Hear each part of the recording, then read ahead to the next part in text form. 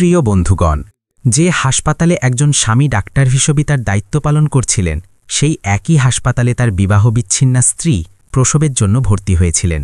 কিন্তু তিনি যখন হাসপাতালের মূল গেটে পৌঁছলেন, হঠাৎ তার পেটে অসহ্য যন্ত্রণা শুরু হলো।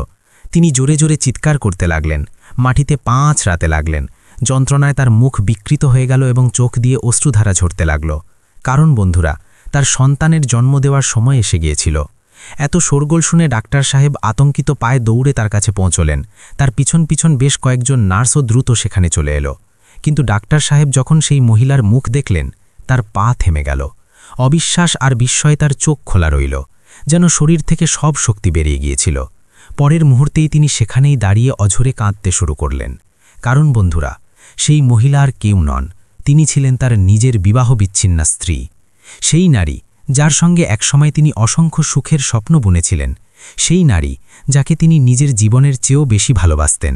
আজ সেই মানুষটি তার সামনে যন্ত্রণায় চিৎকার করছিল, আর তিনি কয়েক মুহূর্তের জন্য কিছুই করতে পারলেন না। মনে হচ্ছিল বুকটা যেন ফেটে যাচ্ছে। কিন্তু বন্ধুরা, এখন সবচেয়ে বড় প্রশ্ন হল, আসলে কি হয়েছিল এই দুজনের মধ্যে? তাদের সম্পর্কের মধ্যে এমন কি ঝড় এসেছিল যে একসময় যারা একে অপরের হৃৎস্পন্দন ছিল, সেই দুই মন বিবাহবিচ্ছিন্নে আলাদা হয়ে গেল? কোন কারণ তাদের এমন এক মোড়ে এনে দাঁড় করালো, যেখানে একসময় ভালোবাসার নদী বইত, আজ সেখানে অশ্রুর বন্যা বইছে? এই বেদনাদায়ক গল্পটি জানতে আপনাদের কাছে অনুরোধ, এই কাহিনীটি শেষ পর্যন্ত অবশ্যই দেখুন। এবং যদি আমাদের এই উপস্থাপনাটি আপনাদের হৃদয় ছুঁয়ে যায়, তবে অবশ্যই লাইক করুন, চ্যানেলটি সাবস্ক্রাইব করুন এবং মন্তব্যে আপনার নাম ও আপনার শহরের নাম লিখুন। বন্ধুরা, এই গল্পটি সত্যি এবং অসমের মাটি থেকে এর জন্ম। সেখানেই থাকতেন এক অত্যন্ত সরল সহজ সরকারি দপ্তরের কর্মচারী রমেশচন্দ্র।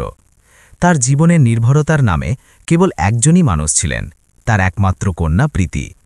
পুত্র সন্তান না থাকার কারণে তিনি তার সমস্ত আশা, সমস্ত ভালোবাসা, সমস্ত সুখ সেই একটি মেয়ের মধ্যেই জড়ো করেছিলেন। প্রীতি তার কাছে শুধু মেয়ে ছিল না, সে ছিল তার হৃৎস্পন্দন, তার নিঃশ্বাস, তার গোটা পৃথিবী। প্রীতি তখন কলেজে পড়ছিল, আর রমেশচন্দ্র তাকে নিজের চোখের মণি মনে করতেন। তার জীবনের প্রতিটি সিদ্ধান্ত, প্রতিটি পরিশ্রম, প্রতিটি উপার্জন শুধু সেই একটি নামের জন্যই। প্রীতি ছোটবেলা থেকে যৌবন পর্যন্ত যা কিছু চেয়েছে, রমেশচন্দ্র এক মুহূর্ত না ভেবে, একটিও প্রশ্ন না করে সাথে সাথে তা পূরণ করে দিয়েছেন। তার ঠোঁটে হাসি দেখার জন্য তিনি নিজের সব ইচ্ছাকে গলা টিপে মেরে ফেলতেন। শুধু তার সুখই ছিল তার লক্ষ্য। বন্ধুরা, যে বাবা মায়ের শুধু একটিই সন্তান থাকে, তারা প্রায়শই তাকে এতটাই আদর যত্ন দেন যে ভুল করলে বকা দেওয়ার পরিবর্তে উল্টো তাকে আরও বেশি করে মানাতে শুরু করেন। তারা ভাবেন পাছে সন্তান তাদের থেকে দূরে চলে যায়, পাছে সেই একমাত্র অবলম্বনটির মন ভেঙে যায়, পাছে একাকিত্ব আবার মাথাচাড়া দিয়ে ওঠে। আর এই কারণেই এমন সন্তানেরা না বুঝে, না অনুভব করে অজান্তেই বিগড়ে যায়। তারা এই উপলব্ধিই করতে পারে না যে জীবন কেবল চাওয়ার নাম নয়, বরং দেওয়া এবং বোঝার নামও। প্রীতির শখও ছিল অনেক বড় বড়। তার দামি পোশাক থেকে শুরু করে ঝকঝকে গাড়ি পর্যন্ত সব কিছুই পছন্দ ছিল। বন্ধুদের সাথে গভীর রাত পর্যন্ত পার্টি করা, শহরের সবচেয়ে দামি রেস্টুরেন্টে খাওয়া, নতুন নতুন জায়গায় ঘোরা, দামি মোবাইল, বিদেশি ব্র্যান্ডের হ্যান্ডব্যাগ, জুতো এবং ঘড়ি, এই সবের প্রতি তার মন মজে থাকত। তার কাছে জীবনের অর্থ ছিল জাঁকজমক, আরামায়েশ এবং বিশ্বের সামনে নিজের লাইফস্টাইল দেখানো। আর যেহেতু অর্থের কোনো অভাব ছিল না, তার বাবা কখনোই তাকে বাধা দেননি বা বকাও দেননি। প্রতি মাসে তিনি প্রীতির জন্য কিছু না কিছু নতুন জিনিস অবশ্যই আনতেন, সেটা নতুন ফোন হোক, হাইটেক ল্যাপটপ হোক বা বিদেশে ভ্রমণের টিকিট। প্রীতির প্রতিটি ইচ্ছা তার কাছে কোনো আদেশের চেয়ে কম ছিল না। আর রমেশচন্দ্র তা পূরণ করার সময় গর্বের সঙ্গে হাসতেন, যেন তার মেয়ের সুখই তার সবচেয়ে বড় সাফল্য। তিনি নিজের মেয়ের হাসিতে নিজের পুরো জীবনটা জড়িয়ে দিয়েছিলেন। তার কেবল একটি আকাঙ্ক্ষা ছিল, তার মেয়ে যেন সর্বদা খুশি থাকে, সর্বদা হাসে, কখনো কোনো কষ্ট যেন অনুভব না করে। কিন্তু জীবন সবাইকে সুখের থালা পরিবেশন করে না। কখনো কখনো অতিরিক্ত ভালোবাসা মানুষকে এমন জায়গায় নিয়ে আসে যেখানে আফসোস ছাড়া আর কিছুই অবশিষ্ট থাকে না। অন্ধ ভালোবাসা প্রায়শই জীবনে এমন ঝড় নিয়ে আসে যা সবচেয়ে বেশি ভালোবাসার মানুষটিও অনুমান করতে পারে না। এবং খুব শীঘ্রই এমন একটি ঝড় তাদের জীবনে কড়া নাড়তে যাচ্ছিল। এমন কিছু ঘটতে যাচ্ছিল যার কল্পনাও রমেশচন্দ্র কখনো করেননি। আগামী সময় তার স্বপ্ন, তার আশা এবং তার পৃথিবীকে পুরোপুরি বদলে দিতে যাচ্ছিল। সময় পেরিয়ে গেল এবং দেখতে দেখতে প্রীতি তার গ্র্যাজুয়েশন শেষ করল। এবার রমেশচন্দ্রজি ভাবলেন যে তার মেয়ে এখন বড় হয়েছে, দায়িত্ব বাড়ছে। তিনি মনে মনে স্থির করলেন যে কেননা এবার তার জন্য একজন ভালো, বুদ্ধিমান এবং সংস্কৃতিমান জীবনসঙ্গী খুঁজে আনা হোক। তিনি চেয়েছিলেন যে তার মেয়ে সর্বদা সুরক্ষিত এবং খুশি থাকুক এবং একটি ভালো বাড়িতে সম্মানের সাথে যাক। এক সন্ধে তিনি তার মেয়েকে কাছে ডাকলেন, তার মাথায় হাত বোলালেন এবং আস্তে করে বললেন, মা, আমরা এখন ভাবছি তোমার বিয়ে দিয়ে দিই, কিন্তু তুমি যদি চাও তবে বিয়ের পরেও পড়াশোনা চালিয়ে যেতে পারো। আমি তোমাকে কখনো আটকাবো না। তার কণ্ঠস্বরে কোনো চাপ ছিল না, কোনো বাধ্যবাধকতা ছিল না, ছিল কেবল একজন বাবার নরম চিন্তা। এই কথা শুনে প্রীতি দেরি না করে উত্তর দিল, বাবা, আমি এখন বিয়ে করতে চাই না, আমি আরও পড়তে চাই, নিজের পায়ে দাঁড়াতে চাই, নিজের একটা পরিচয় তৈরি করতে চাই, কিছু করে দেখাতে চাই। তার চোখে ছিল স্বপ্নের ঝলক আর কণ্ঠে ছিল দৃঢ়তা। রমেশচন্দ্র হেসে তার কথা শুনলেন এবং অত্যন্ত ভালোবাসার সাথে বললেন, মা, আমি তোমাকে পড়াশোনা থেকে আটকাবো না। আমি প্রতিশ্রুতি দিচ্ছি, যে ছেলের সাথে তোমার বিয়ে দেব তাকে সবার আগে এটাই বলবো যে সে যেন তোমাকে পড়াশোনা চালিয়ে যেতে দেয়। সে রাজি হলেই তবে আমি বিয়ে দেব। তুমি চিন্তা করো না, আমি তোমার স্বপ্নের গলা কখনো টিপব না। আর এই কথা বলার সময় তার চোখে ছিল বিশ্বাসের ঝলক, যেন গোটা পৃথিবীর সাথে লড়াই করার সাহস শুধু নিজের মেয়ের জন্যই। বাবার কথা শুনে প্রীতি শান্ত হল। সে বলল, ঠিক আছে বাবা, যদি এমন হয় তবে আমার কোনো আপত্তি নেই, তবে ছেলে ভালো হতে হবে, বুদ্ধিমান হতে হবে। তার কণ্ঠস্বরে এবার শান্তি ছিল, যেন মনের ভার নেমে গেল। এরপর রমেশচন্দ্রজি তার পুরনো পরিচিত তার বন্ধু সুরেশের সঙ্গে কথা বললেন। অনেক ভাবনা চিন্তার পর দুই পরিবারই সিদ্ধান্ত নিল যে প্রীতির সম্পর্ক সুরেশের ছেলে অর্জুনের সাথে স্থির করা হবে। আর এই মুহূর্ত থেকেই দুটি পরিবারের ভাগ্য একে অপরের সাথে যুক্ত হতে শুরু করল, না জেনেই যে ভবিষ্যতে এই সম্পর্ক সুখ দেবে নাকি ঝড়। সুরেশজি একজন কৃষক ছিলেন, অত্যন্ত সরল, সৎ এবং সাদাসিধে জীবনযাপনকারী মানুষ। না ছিল কোনো প্রদর্শন, না জাঁকজমক, না কোনো ধরনের চাকচিক্য। তাদের বাড়ি ছিল অসমের এক ছোট, শান্ত এবং সুন্দর গ্রাম লখিমপুরে। সেই গ্রাম যেখানে সকালের প্রথম আলো যখন ধানের খেতে পড়ত তখন মনে হতো যেন সোনার চাদর বিছানো হয়েছে, আর সন্ধে নামতেই যখন কুয়াশা মাটিকে নিজের বাহুতে জড়িয়ে ধরত তখন পুরো গ্রামটি কোনো গল্পের দুনিয়ার মতো লাগত। কিন্তু সুরেশজির বাড়ির সবচেয়ে বড় গর্ব ছিল তার ছেলে অর্জুন। অর্জুন ছোটবেলা থেকেই পড়াশোনায় অত্যন্ত মেধাবী ছিল। তার চোখে বড় বড় স্বপ্ন ছিল, এমন স্বপ্ন যা শুধু নিজের ভাগ্য বদলানোর জন্য নয়, বরং অন্যের জীবনও সাজিয়ে তোলার ছিল। অর্জুনের স্বপ্ন ছিল ডাক্তার হওয়ার, মানুষের সেবা করার, ব্যথা দূর করার। গ্রামের লোকেরা প্রায়শই বলতো, এই ছেলে একদিন অনেক দূর যাবে, পুরো গ্রামের নাম উজ্জ্বল করবে। অর্জুন পরিশ্রমে কখনো কোনো ঘাটতি রাখেনি। স্কুলের প্রতিটি পরীক্ষায় সে সবসময় প্রথম হয়েছে। বইয়ের সাথে তার বন্ধুত্ব এত গভীর ছিল যে তার অধ্যাবসায় দেখে সবাই অবাক হয়ে যেত। সে মেডিকেল এন্ট্রান্স পরীক্ষায় খুব ভালো নম্বর এনে সবার বুক গর্বে ভরিয়ে দিয়েছিল। এবং অবশেষে সেই দিনও এলো যার জন্য সবাই অপেক্ষা করছিল। অর্জুনকে সিমলার এক বড় এবং নামকরা মেডিকেল কলেজে ভর্তি করা হলো। সেদিন সুরেশজির চোখে যে আনন্দ ছিল তা ভাষায় প্রকাশ করা যায় না। তার চোখ ছলছল করছিল, কিন্তু হৃদয় ছিল গর্বে পরিপূর্ণ।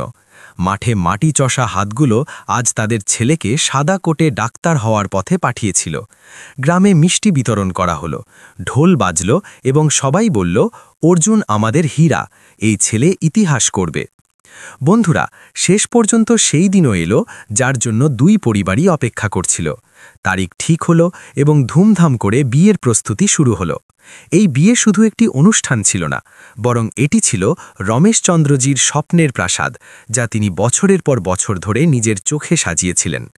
তিনি তার একমাত্র মেয়ের বিয়েতে কোনো কমতি রাখেননি। যা কিছু সম্ভব ছিল তার থেকেও বেশি করেছিলেন, কারণ এটি কেবল বিয়ে ছিল না, বরং একজন বাবার হৃদয়ের শেষ সম্পদ ছিল। বিয়ের রাতে পুরো শহর ঝলমল করছিল, ব্যান্ড বাজছিল, ডিজের তালে তালে লোক নাচছিল। ফুলের সুবাস বাতাসে মিশে যাচ্ছিল, চারদিকে আলো আর রঙের ছড়াছড়ি ছিল। বিদেশি অতিথিরা এলেন, 5 তারা হোটেলে জমকালো রিসেপশন হলো এবং প্রতিটি সাজসজ্জা এমন ছিল যে লোকের চোখ ঝলসে উঠল। যেই দেখেছে সেই শুধু এই কথাই বলছিল, রমেশজি যেন তার জীবনের সমস্ত উপার্জন মেয়ের পায়ে বিছিয়ে দিয়েছেন। লোকের মুখে শুধু একটিই কথা ছিল যে এমন জমকালো আয়োজন হয়তো কখনো দেখা যায়নি। আর রমেশচন্দ্রজির চোখে সেই রাতে ছিল গর্ব ও আনন্দের অশ্রু। তিনি ভাবলেন, আজ তার মেয়ের ভবিষ্যৎ পুরোপুরি সুরক্ষিত, আজ তিনি তার দায়িত্ব থেকে মুক্ত হচ্ছেন। তিনি দীর্ঘশ্বাস ফেলে আকাশের দিকে তাকালেন এবং মনে মনে বললেন, ধন্যবাদ ভগবান, আমার মেয়ে এবার খুশি থাকবে। কিন্তু বন্ধুরা, বলা হয় যে জীবনের সবচেয়ে বড় মোড় সেখান থেকেই শুরু হয় যেখানে আমাদের মনে হয় যে সব কিছু ঠিক আছে। প্রায়শই সবচেয়ে উজ্জ্বল আলোর পিছনে সবচেয়ে গভীর অন্ধকার লুকিয়ে থাকে। আর এই বিয়ের জাঁকজমকের পিছনেও একটি ঝড় ধীরে ধীরে আকার নিচ্ছিল। এমন একটি ঝড় যার আঁচ কারো কাছে ছিল না, এমনকি স্বয়ং রমেশচন্দ্রজির কাছেও না। কারণ বন্ধুরা, আসল গল্প তো এবার শুরু হয়। বিয়ের পর প্রীতি যখন প্রথমবার শ্বশুরবাড়ি পৌঁছাল, তখন পুরো গ্রামে যেন উৎসবের পরিবেশ ছিল। দূর দূর থেকে লোক শুধু এক ঝলক দেখার জন্য ছুটে আসছিল। কেউ বলছিল, আরে সুরেশজির বাড়িতে তো শহর থেকে বউ এসেছে। কেউ বলতো, অফিসারের মেয়ে, কি সুন্দর লাগছে, কি আদুরে লাগছে। উঠোনে মহিলারা তাকে দেখার জন্য উদ্গ্রীব ছিল, দাঁড়িয়ে দাঁড়িয়ে তাকে খুঁটিয়ে দেখছিল। শিশুরা তো যেন মুগ্ধ হয়ে গিয়েছিল। তার ওড়না, তার ঝলমলে গয়না এবং তার উঁচু হিলস অবাক হয়ে দেখছিল। পুরো গ্রামের বাতাসে এক অন্যরকম উত্তেজনা ছিল, এক অন্যরকম ঝলক ছিল। সুরেশ এবং তার স্ত্রী সীমাদেবীর মুখে আনন্দ ছিল। তাদের মনে হচ্ছিল যে তাদের ছেলে অর্জুনের জীবন এবার সম্পূর্ণ হতে চলেছে। তারা অত্যন্ত ভালোবাসা এবং সম্মানের সাথে প্রীতিকে স্বাগত জানালেন। দুধ, চিনি, চাল এবং ফুল দিয়ে তার আরতি করলেন। তারা মনে মনে ভগবানকে ধন্যবাদ জানালেন যে এত সৌভাগ্যের দিনের আশীর্বাদ তাদের কুঁড়েঘর পর্যন্ত পৌঁছেছে। কিন্তু যেমনটি প্রতিটি বিয়ের পরে হয়, সময় ধীরে ধীরে আসল ছবি সামনে আনতে শুরু করে। খুব শীঘ্রই প্রীতির মনের অসন্তোষ বাইরে আসতে শুরু করল। সে তার বাপের বাড়ির জাঁকজমকে বড় হয়েছিল। তার সবসময় ঝকঝকে গাড়িতে ঘোরার অভ্যেস ছিল। প্রতি সপ্তাহে বন্ধুদের সাথে বড় বড় হোটেলে পার্টি করার অভ্যেস ছিল। বিদেশি ব্র্যান্ডের পোশাক পরার অভ্যেস ছিল। তার কাছে জীবন সেটাই ছিল যার রং টাকা দিয়ে নির্ধারিত হয়। কিন্তু শ্বশুরবাড়িতে এই সব কিছুই ছিল না। এখানে ছিল সরলতা, মাটির সুবাস, ক্ষেতের সবুজতা, গ্রামের ঐতিহ্য। এখানে সূর্য ওঠার আগেই উনুনে চা চড়ত, গরুগুলোকে খাবার দেওয়া হতো এবং ক্ষেতে জল দেওয়া হতো। এখানে মানুষ নিজের হাতের পরিশ্রমে রুটি রোজগার করত। এই পৃথিবী প্রীতির কাছে সম্পূর্ণ অচেনা ছিল, যেন অন্য কোনো গ্রহের জীবন। সুরেশজি খুব ভালোবাসার সঙ্গে তাকে বোঝানোর চেষ্টা করলেন। শান্ত স্বরে বললেন, মা, আমরা কৃষক মানুষ, আমাদের জীবনযাত্রা খুব সাধারণ। এখানে সম্মান সবচেয়ে মূল্যবান। তুমি এই গ্রামে ছোট ছোট কাপড় পরে বেরিও না, লোকে কথা বলবে।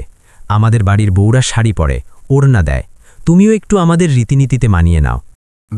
শপিং করতে হবে, নয়তো আমি এখানে থাকতে পারবো না। আমি কারো দাসী নই। সুরেশ এবং সীমাদেবী এই কথা শুনে পাথরের মতো স্তব্ধ হয়ে গেলেন। তাদের মুখ থেকে সমস্ত আলো যেন উধাও হয়ে গেল। তাদের মনে হলো যেন কেউ তাদের হৃদয়ে তীর ছুঁড়ে দিয়েছে। তারা চুপচাপ ছেলে অর্জুনকে চিঠি লিখলেন এবং সব কথা জানিয়ে বললেন, বাবা, বৌমা খুব বায়না করে, আমরা সামলাতে পারছি না। এবং এটাই ছিল সেই মুহূর্ত যখন সম্পর্কের প্রথম ফাটল ধরল, যার শব্দ বাইরে কেউ শুনতে পায়নি, কিন্তু ভিতরে সবকিছু নড়ে গিয়েছিল। অর্জুন তখন সিমলায় মেডিকেল পড়ছিল। দিনরাত শুধু একটি স্বপ্ন তার হৃদয়ে স্পন্দিত হতো, ডাক্তার হওয়া, বাবা মাকে গর্বিত করা, তাদের কষ্টের অবসান ঘটানো। হোস্টেলের ছোট ঘরে তার কাছে বই ছাড়া আর কোনো অন্য জগৎ ছিল না।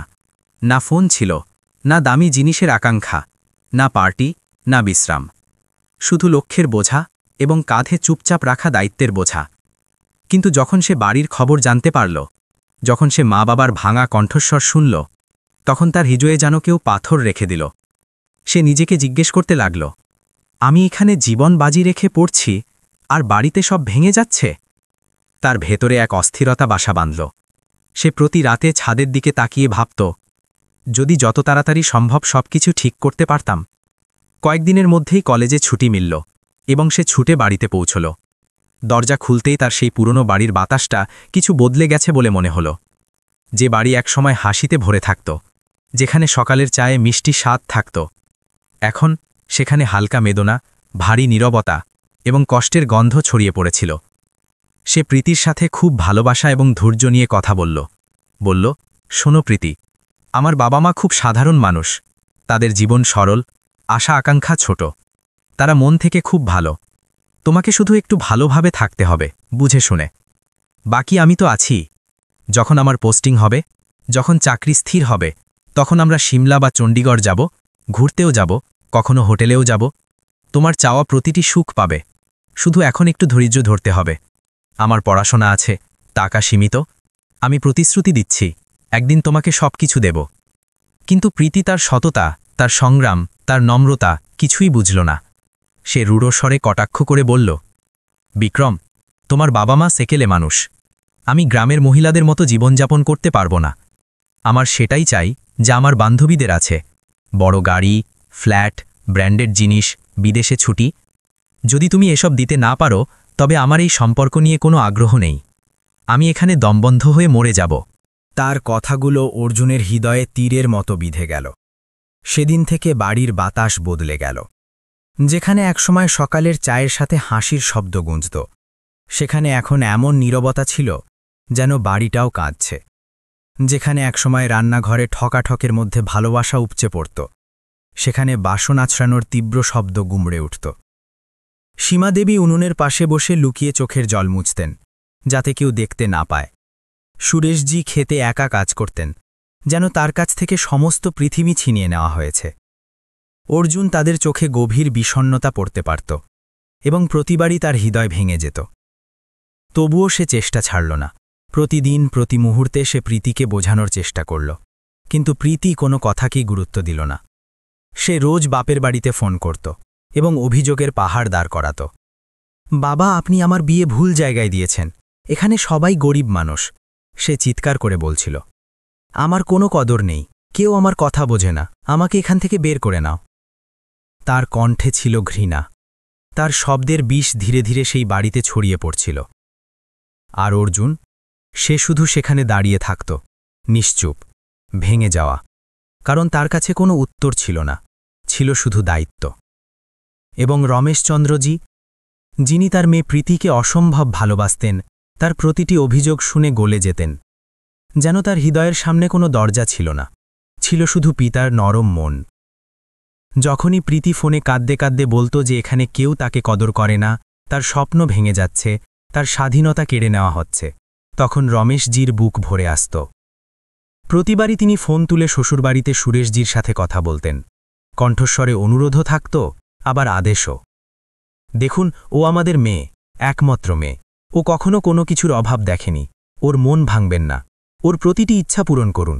ওর যদি গাড়ি চাই গাড়ি দিন, যদি শহরে যেতে হয় পাঠান, যা বলে সেটাই করুন, ওর মনকে কষ্ট দেবেন না। এই কথাগুলো সুরেশজির আত্মাকে নাড়িয়ে দিত। তিনি ফোন রেখে দীর্ঘক্ষণ মৌন দাঁড়িয়ে থাকতেন। তার মনে এক তিক্ততা ধীরে ধীরে জমতে যাচ্ছিল। তিনি ভাবতেন, আমাদের বাড়ির সংস্কার ভেঙে যাচ্ছে, বৌমা আমাদের কথা মানে না, আর মেয়ের অতিরিক্ত আদরে ডুবে থাকা বাবা তাকে আরও বিগড়ে দিচ্ছে। আমরা তো সাধারণ কৃষক মানুষ, আমাদের জমি আছে, গবাদি পশু আছে, পরিশ্রমের উপার্জন আছে, কিন্তু এত টাকা কোথা থেকে আনব? কিভাবে পূরণ করব এত বড় বড় স্বপ্ন? তার চোখ ভরে আসত। অনেক রাত তিনি না খেয়ে কাটিয়েছেন। তার মনে হতো যেন বাড়ির দেওয়ালগুলোও তার ওপর বোঝা হয়ে ভেঙে পড়ছে। সময় পেরিয়ে গেল। 6 মাস কেটে গেল এবং বাড়িতে প্রতিদিন একটি নতুন ঝড় উঠতে লাগল। সকাল থেকে সন্ধ্যা পর্যন্ত কোনো না কোনো বিতর্ক, কোনো কষ্ট, কোনো ঝগড়া বাতাসে ভেসে বেড়াত। অর্জুন প্রতিবারই আপ্রাণ চেষ্টা করত। সে ক্লান্ত থাকত, ভেঙেও যেত, কিন্তু তবুও আশার শেষ সুতোটা ধরে থাকত। সে প্রীতির কাছে অনুরোধ করত, প্রীতি, অন্তত বাবা মায়ের সাথে একটু বসো, তাদের সামনে ঠিকভাবে থেকো, তাদের বোঝার চেষ্টা করো, তাদের অনুভূতির সম্মান করো, তারা তোমাকে মেয়ের মতোই ভালোবাসে, শুধু একটু সমর্থন করো, সব ঠিক হয়ে যাবে। কিন্তু প্রীতি প্রতিবারই তাকে এমনভাবে উত্তর দিত যে অর্জুন ভেতর থেকে ভেঙে পড়ত। সে চোখে আগুন নিয়ে বলতো, আমি এসব করতে পারবো না, আমার যা মন চাইবে আমি তাই করব, আমার কারো নিয়ম চাই না, আমার এখানকার জীবন চাই না, আমি শহরের মেয়ে, গ্রামের নই। তার চিৎকার করা কণ্ঠস্বর বাড়ির দেয়ালে ধাক্কা খেয়ে ফিরে আসত এবং পরিবেশকে ভেদ করে প্রতিটি হৃদয়ে নেমে যেত। সীমাদেবী উনুনের পাশে দাঁড়িয়ে বাসন হাতে কাঁপতে থাকতেন। তার হাত থেকে অনেকবার থালা পড়ে যেত। সুরেশজি বাইরে চণ্ডীমণ্ডপে গিয়ে মাথায় হাত দিয়ে বসে যেতেন। আর অর্জুন, সে চুপচাপ নিজের বই বন্ধ করে দিত, কারণ কোনো জ্ঞানী এই ঝড়কে শান্ত করতে পারছিল না। ঝগড়া বাড়তে লাগল, প্রতিদিন আগের দিনের চেয়ে বেশি তিক্ত হতে লাগল।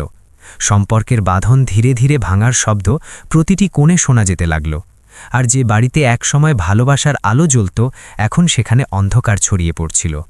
এবং এই ক্রমাগত বাড়তে থাকা ঝগড়া, ভেঙে যাওয়া আবেগ এবং বাড়ির এই বিপর্যস্ত পরিবেশের প্রভাব শুধু সুরেশজি, সীমাদেবী আর অর্জুনের ওপরই পড়ছিল না, বরং সবচেয়ে বেশি আঘাত লাগছিল সেই সরু সুতোটার ওপর যা সম্পর্কগুলোকে একজোট রাখে, বিশ্বাস আর বোঝাপড়ার সুতোটার ওপর।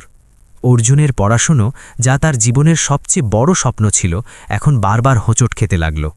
সে সারা রাত বই খুলে বসে থাকত, কিন্তু প্রতিটি পাতা অস্পষ্ট দেখাত।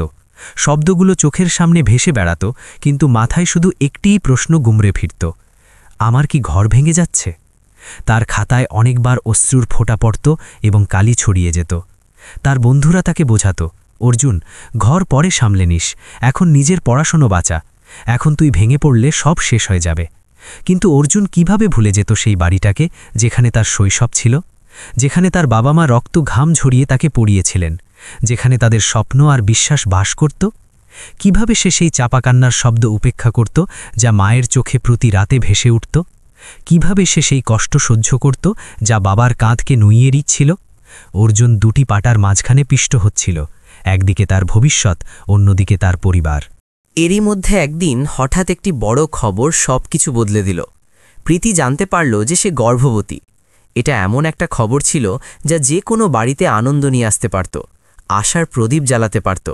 কিন্তু এই বাড়িতে এই খবর আরেকটি ঝড় নিয়ে এলো। প্রীতি যেইমাত্র এটি বুঝতে পারল, সে সবার আগে তার বাবাকে ফোন করল। কণ্ঠস্বর কান্নায় ভারী ছিল, কিন্তু শব্দে ছিল সেই একই রাগ আর জেদ। বাবা, আমি এখন আর এক মুহূর্ত এই বাড়িতে থাকতে পারবো না। আপনি আমার বিয়ে ভুল জায়গায় করিয়ে দিয়েছেন। এখানে কেউ আমাকে সম্মান করে না, কেউ আমার কথা শোনে না, আমার ইচ্ছা পূরণ করে না। আমাকে এখান থেকে বের করে নিন, আমাকে নিয়ে যান। রমেশচন্দ্রজি সেই মুহূর্তে পাথরের মতো জমে গেলেন। মেয়ের কণ্ঠস্বরে কষ্ট শুনে তার হৃদয় যেন ঝড় উঠল, কিন্তু তিনি তাকে বকা দিলেন না। তিনি বোঝানোর চেষ্টা করলেন, বললেন, মা, একটু ধৈর্য ধরো। যখন অর্জুনের পড়াশোনা শেষ হয়ে যাবে, যখন সে নিজের পায়ে দাঁড়াবে, তখন সব ঠিক হয়ে যাবে। এখন একটু শান্ত থাকো। তুমি বাপের বাড়ি চলে এসো, আরাম করো, কিছুদিন শান্তিতে থাকো, তারপর সব সামলে যাবে। কিন্তু বন্ধুরা, এই কথা প্রীতি বুঝতে পারল না। সে বাপের বাড়ি এলো ঠিকই, কিন্তু সেখানে এসেও তার জীবন বদলাল না, বরং আরও দ্রুত নিজের পুরনো চাকচিক্যে ডুবে গেল। সে গর্ভবতী ছিল, কিন্তু তার আচরণে না ছিল একজন মায়ের দায়িত্ব, না ছিল আগত জীবনের কোমলতা। সে তার বন্ধুদের সাথে ঘুরে বেড়াত, গভীর রাত পর্যন্ত পার্টিতে নাচত, মদ খেত, দামি রেস্টুরেন্টে খাবার খেত, ক্লাবে যেত, হইচই, গান আর নেশায় ডুবে থাকত। তার জগৎ সেটাই ছিল যা আগে ছিল। শুধু পার্থক্য এই যে তার ভেতরে একটি নিষ্পাপ জীবন বেড়ে উঠছিল, যার প্রতি তার বিন্দুমাত্র মনোযোগ ছিল না। ডাক্তার তাকে অনেকবার সতর্ক করেছিলেন, আরাম করুন, চাপ নেবেন না, খেয়াল রাখুন। কিন্তু প্রীতি প্রতিটি পরামর্শ হাওয়ায় উড়িয়ে দিল। তার জেদ তার চোখে পর্দা ফেলে দিয়েছিল। অন্যদিকে অর্জুন একা, ক্লান্ত, ভেঙে যাওয়া অবস্থায় তার মেডিকেল কলেজের হোস্টেলের টেবিলে বসে থাকত। প্রতি রাতে ভাবত, একদিন সব ঠিক হবে, একদিন আমি ডাক্তার হব, একদিন প্রীতি বুঝবে যে আমি কিছুই নয়, বরং অনেক কিছু। সে দেখবে যে আমি তার জন্য কতটা সংগ্রাম করেছি। সে নিজের কাছে প্রতিজ্ঞা করত, আর একটু, শুধু আর কয়েকটা মাস। কিন্তু ভাগ্যের পাতা কারো কাছে জিজ্ঞেস করে লেখা হয় না। কখনো কখনো জীবন সেই দিকে মোড় নেয় যার কল্পনাতেও বুক কেঁপে ওঠে। নিয়তি অর্জুন এবং তার পরিবারের জন্য অন্য কিছু ঠিক করে রেখেছিল, আর এরপর যা হলো তা শুনে হয়তো আপনার হৃদয়ও কেঁপে উঠবে। সময় ধীরে ধীরে পেরিয়ে যেতে লাগল, ক্যালেন্ডারের পাতা উল্টাতে থাকল, ঋতু বদলাতে থাকল, কিন্তু অর্জুনের জীবনে শুধু একটিই ঋতু ছিল, সংগ্রামের ঋতু। সে সূর্য ওঠার আগেই হাসপাতালে পৌঁছে যেত এবং গভীর রাত পর্যন্ত রোগীদের সেবা করত। সে ইন্টার্নশিপের সময় ঘুম ছেড়ে দিল, ঘুকা ভুলে গেল, দিনে লেকচার, রাতে প্র্যাকটিস এবং প্রতিদিন মৃত্যু আর জীবনের মাঝে যুদ্ধ লড়তে লড়তে সে নিজেকে মজবুত করল। অপারেশন থিয়েটারের তীব্র আলোয় দাঁড়িয়ে ঘণ্টার পর ঘণ্টা কাজ করতে করতে তার পায়ে ফোলা আসত, চোখ লাল হয়ে যেত, কিন্তু তার হৃদয়ে শুধু একটিই আগুন জ্বলত, একদিন আমি ডাক্তার হব, একদিন সব ঠিক করে দেব। তার হাত এখন কাঁপত না, তাতে ছিল এক দৃঢ়তা, তার চোখে ছিল আশা, তার হাসিতে ছিল বিশ্বাস। হাসপাতালের লোকেরা তার আত্মত্যাগের উদাহরণ দিত। সিনিয়র ডাক্তাররা বলতেন, এই ছেলে একদিন অনেক বড় ডাক্তার হবে। আর অর্জুন ভাবত, যখন সেই দিন আসবে তখন হয়তো প্রীতি আমাকে সম্মান করবে, হয়তো তখন সে বুঝবে যে আমি তার জন্য কত স্বপ্ন বুনেছি। কিন্তু অন্যদিকে প্রীতির জগৎ সম্পূর্ণ ভিন্ন দিকে এগোচ্ছিল। শুরুতে যখন সে বাপের বাড়ি ফিরল, তার মনে হলো যে জীবন এখন মজাদার হয়ে যাবে। তার বন্ধুরা তার সাথে পার্টি করতে আসত, হোটেলে যেত, গাড়িতে ঘুরত। সে ভাবত যে স্বামী ছাড়া এবং শ্বশুরবাড়ি ছাড়াও জীবন সহজ। নতুন নতুন জায়গার জাঁকজমক, দামি রেস্টুরেন্ট, ফটোশ্যুট, সোশ্যাল মিডিয়ায় পোস্ট সব কিছুই তার জগৎ হয়ে গিয়েছিল। সে তার এই চাকচিক্যময় জীবনে হারিয়ে গিয়েছিল এবং অনুভব করত যে এই পৃথিবী তার পদতলে। কিন্তু ধীরে ধীরে সময় বদলাতে লাগল। যেমন যেমন তার গর্ভ বড় হতে থাকল, তার তথাকথিত বন্ধুরা তার থেকে দূরত্ব তৈরি করতে লাগল। আগে যে কল আসত এখন কমে গেল, আগে যারা পার্টিতে ডাকত এখন অজুহাত দেখাতে লাগল। বাইরে দেখা হলে লোকেরা বলতো, প্রীতি এখন তুমি বাড়িতে আরাম করো, তুমি গর্ভবতী, তোমার সাথে ঘুরতে আমাদের ভালো লাগে না, আমাদের বান্ধবীদের সমস্যা হয়। ধীরে ধীরে প্রীতি বুঝল যে তার এই চাকচিক্যময় জীবন কেবল লোক দেখানোর জন্য ছিল। আসল সাথ দেওয়ার কেউ ছিল না। আসল অবলম্বন সেই হয় যে কঠিন সময়ে পাশে থাকে, যে জীবনের জটিলতায় হাত ধরে রাখে। আর সেই সময়ে সেই অবলম্বন অর্জুন তার থেকে অনেক দূরে চলে গিয়েছিল। এখন প্রীতি একা ছিল। তার বাবা ছিলেন, কিন্তু তারও মনোবল ভেঙে গিয়েছিল। দীর্ঘদিনের ক্রমাগত চিন্তা এবং ক্লান্তি তাকে দুর্বল করে দিয়েছিল। প্রীতির গর্ভের ভার বাড়তে থাকল, কোমর ব্যথা করত, পা ফুলতে থাকত, ঘুম উড়ে গেল, কিন্তু যত্ন করার কেউ ছিল না। তার জীবন এখন শুধু কষ্ট, একাকিত্ব এবং আফসোসে বদলে গিয়েছিল। সময় পেরিয়ে গেল এবং অবশেষে প্রীতির গর্ভাবস্থার ৯ম মাস এলো। এক রাতে হঠাৎ তীব্র ব্যথা শুরু হলো। ব্যথা এত ভয়ঙ্কর ছিল যে প্রীতি চিৎকার করে উঠল। রমেশচন্দ্রজি ঘাবড়ে গেলেন। তিনি সঙ্গে সঙ্গে অ্যাম্বুলেন্স ডাকলেন এবং কোনো মতে মেয়েকে ধরে বাইরে নিয়ে এলেন। সাইরেন বাজতে বাজতে রাস্তা ভেদ করে এগিয়ে চলছিল, আর স্ট্রেচারে শোয়া প্রীতি অসহ্য যন্ত্রণায় কাতরাচ্ছিল। সে চিৎকার করছিল, বাঁচাও, কেউ আমাকে সাহায্য করো, আমি ব্যথা সহ্য করতে পারছি না। তার প্রতিটি চিৎকার যেন হৃদয়ে সুই হয়ে বিঁধছিল। এবং ভাগ্যের খেলা অদ্ভুত হয়। অ্যাম্বুলেন্স থামতেই দরজায় যে হাসপাতালের নাম ঝলমল করছিল তার কেউ নয়, সেটি ছিল সেই বড় সরকারি হাসপাতাল যেখানে ডাক্তার হিসাবে অর্জুন সেবা করছিল। ভেতরে ওয়ার্ডে হুলস্থুল পড়ে গিয়েছিল। অর্জুন যেইমাত্র বাইরের শোরগোল শুনল, সে এক মুহূর্ত নষ্ট না করে দৌড়ে বাইরে এলো। আর যখন তার দৃষ্টি স্ট্রেচারের ওপর পড়ল, তখন তার পা যেন মাটিতে গেঁথে গেল। তার চোখ ভরে এলো, হৃদয় স্পন্দিত হতে ভুলে গেল। কারণ স্ট্রেচারে কোনো অপরিচিত ব্যক্তি নয়, বরং তার বিবাহ বিচ্ছিন্না স্ত্রী প্রীতি শুয়েছিল। অর্জুনের ভেতরের মানুষটি ডাক্তারের চেয়ে অনেক বড় ছিল। সে সঙ্গে সঙ্গে আদেশ দিল, তাড়াতাড়ি করো, ওকে ডেলিভারি ওয়ার্ডে নিয়ে যাও, পুরো ব্যবস্থা করো, অক্সিজেন প্রস্তুত রাখো, রক্তের গ্রুপ পরীক্ষা করো। তার কণ্ঠস্বর থেমে গেল, গলা ধরে এলো, এ শুধু আমার রোগী নয়। এই শব্দগুলো তার চোখের জলে ডুবে গেল। তিনি নিজে মনিটর চেক করলেন, নার্সদের নির্দেশ দিলেন এবং ডেলিভারি ওয়ার্ডে প্রবেশ করলেন। তখন মহিলা ডাক্তার পরীক্ষার পর ঘাবড়ে গিয়ে বললেন, ওর রক্ত খুব কম, হিমোগ্লোবিন মাত্র 6, রক্ত জোগাড় না হলে ডেলিভারি সম্ভব নয়, প্ল্যাসেন্টায় সমস্যা আছে এবং রক্তক্ষরণ বাড়ছে। যদি দ্রুত রক্ত না পাওয়া যায় তবে মা এবং শিশু দুজনেই বিপদে আছে। এই কথা শুনে রমেশচন্দ্রজি ভেঙে পড়লেন। তার বুক কেঁপে উঠল এবং তিনি কাঁদতে কাঁদতে বললেন, ডাক্তার সাহেব, আর তো কিছু অবশিষ্ট নেই, আমার মেয়ে চলে যাবে, আমি ওকে বিগড়ে দিয়েছি, আজ তারই শাস্তি পাচ্ছি। তিনি দৌড়ে ব্লাড ব্যাংকে গেলেন, কিন্তু ভাগ্য সেখানেও মুখ ফিরিয়ে নিল। সেখানে প্রীতির রক্তের গ্রুপের রক্ত ও পজিটিভ উপলব্ধ ছিল না। হতাশ এবং নিরাশ বাবা ফিরে এলেন এবং কাঁপতে কাঁপতে ডাক্তারকে বললেন, এখন ভগবানই মালিক। তখন অর্জুন এগিয়ে এলো। তার কণ্ঠস্বর ছিল মজবুত, কিন্তু চোখ ছিল ভেজা। ম্যাডাম, আমার রক্তের গ্রুপ ও পজিটিভ, ইউনিভার্সাল ডোনার। আপনি চাইলে আমার রক্ত নিতে পারেন এবং আমার স্ত্রীকে দিতে পারেন, আমি প্রস্তুত। মহিলা ডাক্তার সঙ্গে সঙ্গে সম্মতি জানালেন। অর্জুন এক মুহূর্ত দেরি না করে ডোনার বেডে শুয়ে পড়ল। তার শিরা থেকে রক্ত বোতলে ভরা হলো এবং সরাসরি প্রীতিকে দেওয়া হলো। অর্জুন চোখ বন্ধ করল। তার ঠোঁট কাঁপছিল। সে মনে মনে প্রার্থনা করল, হে ভগবান, আমার সন্তানকে বাঁচিয়ে দাও, আমার প্রীতিকে বাঁচিয়ে দাও। সেই ব্যথা, সেই রক্ত, সেই প্রার্থনা সব যেন একটি স্পন্দনে পরিণত হয়েছিল। কিছুক্ষণ পরেই ডেলিভারি ওয়ার্ডের ভেতর থেকে একটি নিষ্পাপ কান্নার আওয়াজ গুমড়ে উঠল। সেই আওয়াজ যেন পুরো হাসপাতালে জীবন হয়ে ছড়িয়ে গেল। নার্স বাইরে এসে বললেন, অভিনন্দন, একটি সুস্থ পুত্র সন্তান হয়েছে। হ্যাঁ, প্রীতি একটি সুন্দর সুস্থ সন্তানের জন্ম দিল। মা এবং শিশু দুজনেই নিরাপদে ছিল। শিশুটির ওজন ছিল ৩ কিলোগ্রাম, গোলাপি গাল, কালো চোখ, ঠিক অর্জুনের মতো, নিষ্পাপত্ব এবং উজ্জ্বলতায় ভরা। কিন্তু ওয়ার্ডের বাইরে দাঁড়িয়ে থাকা অর্জুন, যার চোখে স্বস্তি এবং কষ্ট দুয়েরই অশ্রু ছিল, সে চুপচাপ ঘুরে নিজের কেবিনের দিকে চলে গেল।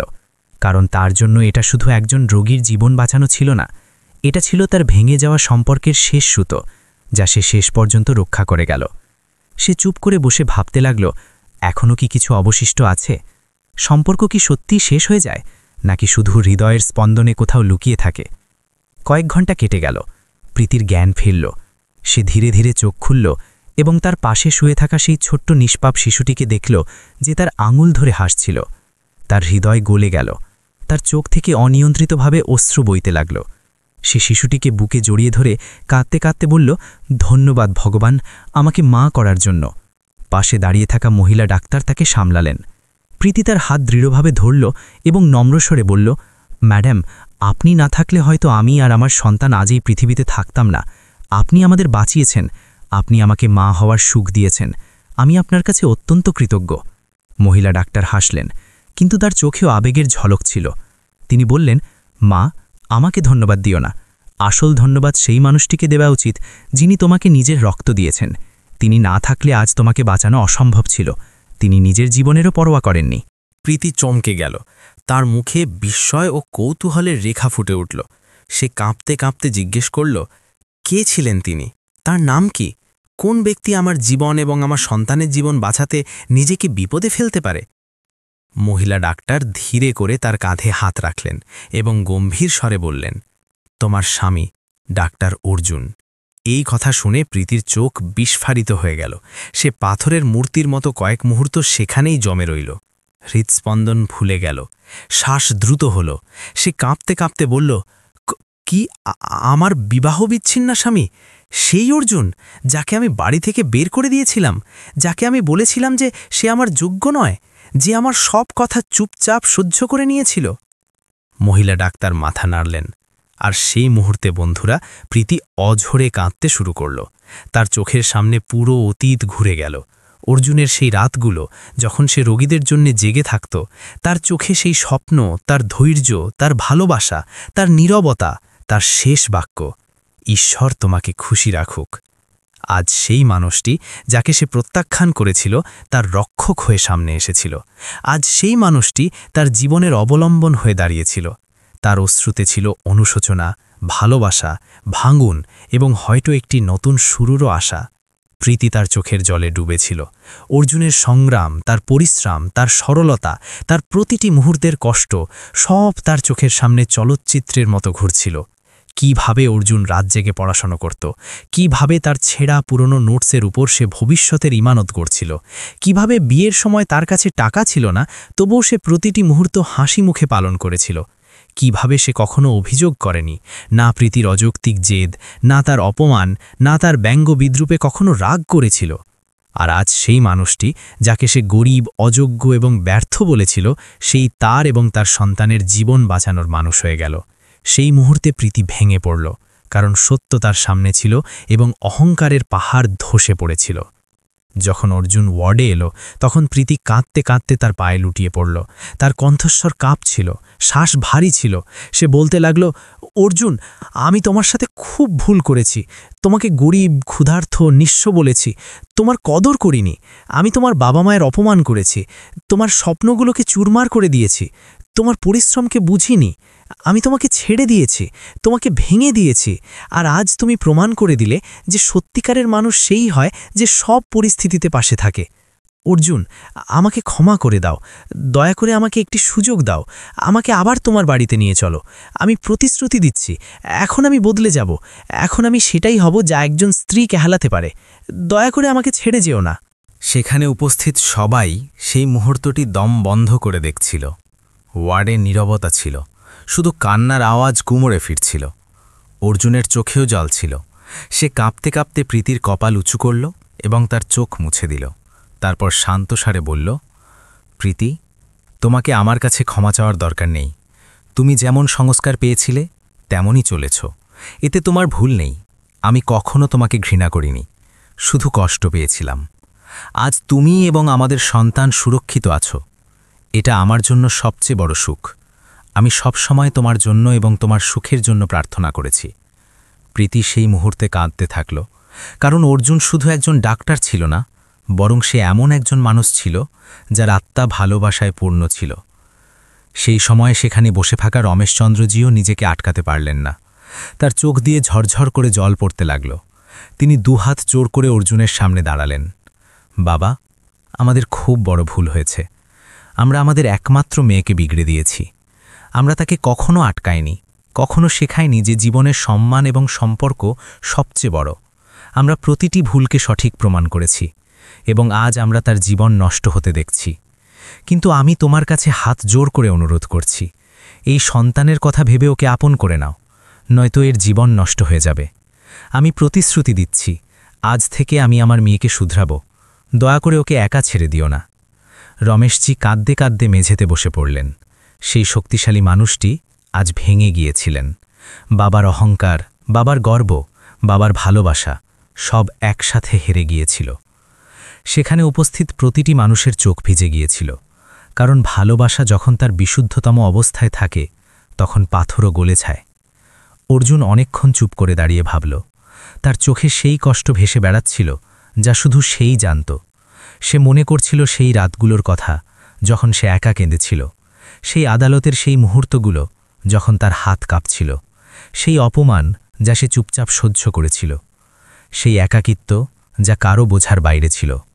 তার মনে বারবার একটাই প্রশ্ন জাগছিল, এই নিষ্পাপ শিশুটির জীবন কি তাদের ঝগড়ার কারণে নষ্ট হওয়া উচিত? একটি ভুলের জন্য কি পুরো জীবন শাস্তি দেওয়া উচিত? সম্পর্ক কি দ্বিতীয় সুযোগ পেতে পারে না? এবং তখনই তার হৃদয় বলল, ঘৃণার চেয়ে ভালোবাসা বড় এবং প্রতিশোধের চেয়ে মহান ক্ষমা।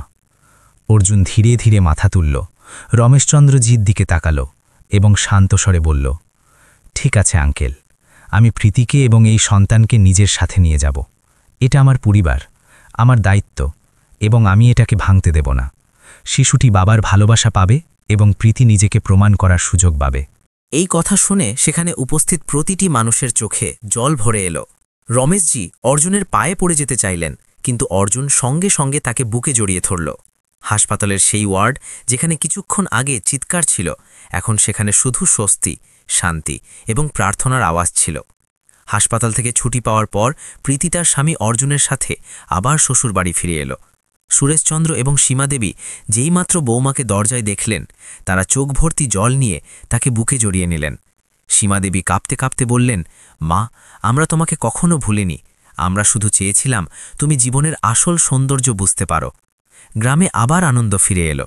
বাড়িতে আবার হাসির শব্দ গুমড়ে উঠল এবং সবচেয়ে বড় কথা, প্রীতি এখন সত্যিই বদলে গিয়েছিল। সে সকালে বাবা মায়ের জন্য চা বানাতো, খেতে সাহায্য করত, অর্জুনের সাথে হাসপাতালে যেত, রোগীদের সেবা করত, মমতার সাথে নিজের সন্তানকে সামলাত, গ্রামের মহিলাদের সাথে হেসে কথা বলত। যে মেয়েটি একসময় অহংকার এবং লোক দেখানোতে বাঁচত, সে এখন বুঝতে পারল যে আসল সুখ দামি পোশাক বা গাড়িতে নয়, বরং পরিবারের সাথে কাটানো মুহূর্তগুলোতে আছে। সেই হাসিতে আছে যা ঘরকে মন্দির করে তোলে, সেই বিশ্বাসে আছে যা সম্পর্ককে জীবন দেয়। সেই ছোট শিশুটির নাম রাখা হলো অমর, কারণ এই সম্পর্ক আর ভাঙার ছিল না। এই সম্পর্ক প্রেম, ক্ষমা এবং বোঝাপড়া দিয়ে তৈরি হয়েছিল। একদিন প্রীতি নীরবে অর্জুনের কাছে এলো। তার চোখে কৃতজ্ঞতা ছিল। সে ধীরে করে বলল, অর্জুন, আমি অনেক ভুল করেছি, কিন্তু তুমি আমাকে মানুষ করেছ। তুমি আমাকে শিখিয়েছ যে সম্পর্ক লড়াই দিয়ে নয়, বরং ধৈর্য, সংস্কার এবং ক্ষমা দিয়ে চলে। তোমাকে ছাড়া আমিও অসম্পূর্ণ ছিলাম, আর অমরও। অর্জুন হাসল এবং শুধু এইটুকুই বলল, পরিবার সেই জায়গা যেখানে ক্ষমা করাই সবচেয়ে বড় গুণ। সম্পর্ক তখন ভাঙে না যখন আমরা ভুল করি, সম্পর্ক তখন ভাঙে যখন আমরা ক্ষমা চাইতে অস্বীকার করি। গ্রামে সেই দিন যেন আবার আনন্দ ফিরে এসেছিল। উঠোনে প্রথমবারের মতো হাসির আওয়াজ গুমড়ে উঠল, যা অনেক মাস ধরে অভিমান করেছিল। প্রীতির চোখ থেকে অবিরাম জল ঝরছিল, অনুশোচনারও, স্বস্তিরও, এবং হয়তো একটি নতুন জীবনের শুরুরও। সে মাথা নিচু করে শ্বশুর শাশুড়ির পায়ে হাত দিল। সীমাদেবী তার মাথায় হাত রেখে বললেন, মা, ভুল করার লোক বাড়িতে অনেক পাওয়া যায়, কিন্তু ভুল শুধরানোর সাহস সবার থাকে না। প্রীতি কাঁপতে কাঁপতে বলল, মা, আমি ক্লান্ত হয়ে গিয়েছিলাম। আমার মনে হয়েছিল স্বাধীনতা মানেই সুখ, কিন্তু আসল সুখ তো আপনজনের মধ্যে আছে, পরিবারের মধ্যে আছে। যখন সবাই ছেড়ে চলে গেল তখন বুঝলাম যে লোক দেখানো বন্ধুরা শুধু ছবিতেই ভালো লাগে, কিন্তু জীবনে পাশে থাকে তারা যারা রক্তে বা হৃদয় দিয়ে যুক্ত। ধীরে ধীরে সময় বদলালো, প্রীতি নিজেকে বদলাতে শুরু করল। এখন সে সকালে তাড়াতাড়ি উঠত, সবার জন্য চা বানাত, শাশুড়ির সাথে রান্নাঘর সামলাত, শ্বশুরের সাথে ক্ষেত পর্যন্ত যেত, অর্জুনের সাথে হাসপাতালে যেত এবং রোগীদের সেবায় হাত বাড়াত। সে জানতে পারল যে পরিবার চালানোর জন্য শুধু ভালোবাসা নয়, দায়িত্বও প্রয়োজন হয়।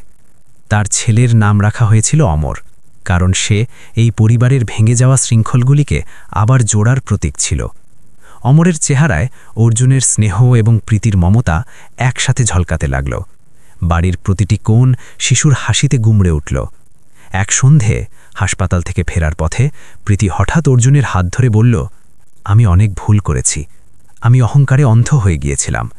আমার মনে হয়েছিল আমি সবকিছু একা করতে পারি, কিন্তু সত্যিটা হলো তুমি না থাকলে আমি আর অমর আজ কোথাও থাকতাম না।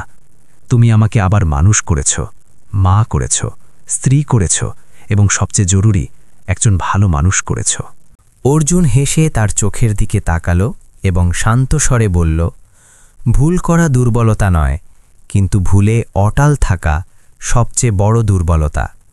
পরিবার সেই যেখানে ভেঙে যাওয়ার পরেও জোড়ার সাহস কেউ একজন রাখে। ক্ষমা করাই সবচেয়ে বড় গুণ, এবং আমি জানি তুমি বদলে গেছ।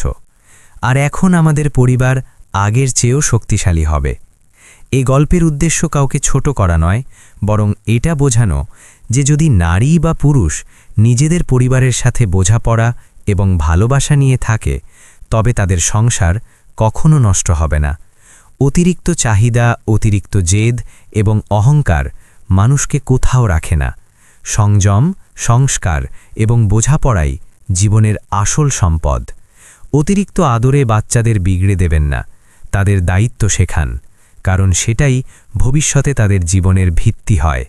এবং যদি ভুল হয়েও যায়, তবে শোধরানোর সুযোগ সব সময় থাকা উচিত।